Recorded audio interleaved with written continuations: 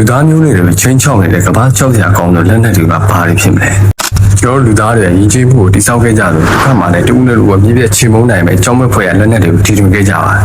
ဒီနေ့မှာတော့သမိုင်းတစ်လျှောက်လူတွေတီထွင်ခဲ့သမျှဖြတ်စွာအပြင်းဆုံးနဲ့ကြောက်စရာကောင်းတဲ့လက်နက်ကြောင်းကိုပြောပြပေးသွားမှာနံပါတ်1ထာစာပုံပါ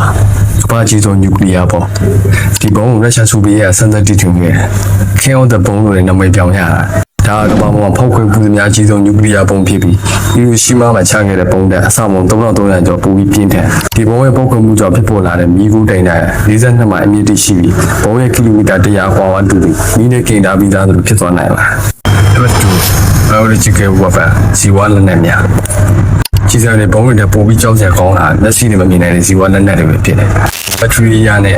ရှေးချောင်းဘိုင်းရများကိုလက်နက်ဖြစ်တော်မူလာတာမျိုးကြီးတစ်မျိုးတော့တနက်တစ်ချက်မှမဖောက်ပဲသူကင်းမဲ့စေနိုင်ပါဒါသဘာဝတရားကြီးကိုလက်နက်ဖြစ်ပြောင်းလဲလိုက်တာပါအရင်ကရက်ဆက်တဲ့လက်နက်တစ်မျိုးပါ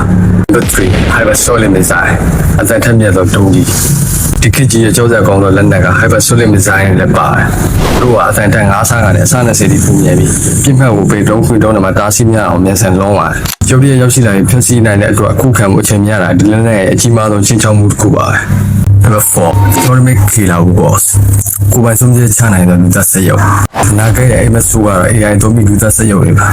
လူသားရဲ့ထင်ရှားမှုလိုပဲဘယ်သူကိုတက်ရမလဲဆိုတော့ AI ကကိုယ်တိုင်ဆုံးဖြတ်တိုက်ခိုက်ပါတယ်ဒီစက်ရုပ်တွေရဲ့စစ်ပွဲရဲ့ဒီဗျူဟာကိုအကောင်းဘက်ရအဆိုးဘက်ရထုံးပိုးနိုင်လို့အန်ဒီများတဲ့လက်နက်အဖြစ်ပညာရှင်တွေကစိုးရိမ်နေကြပါတယ်ဒီလက်နက်အားလုံးတွေလူသားတွေဒီပညာတိုးတက်မှုကိုပြသနေလို့တစ်ဖက်မှာကျွန်တော်တို့ရဲ့ကဘာကြီးကဘယ်လောက်ကြီးအရင်အနေများလဲဆိုတာသိပေးနေပါ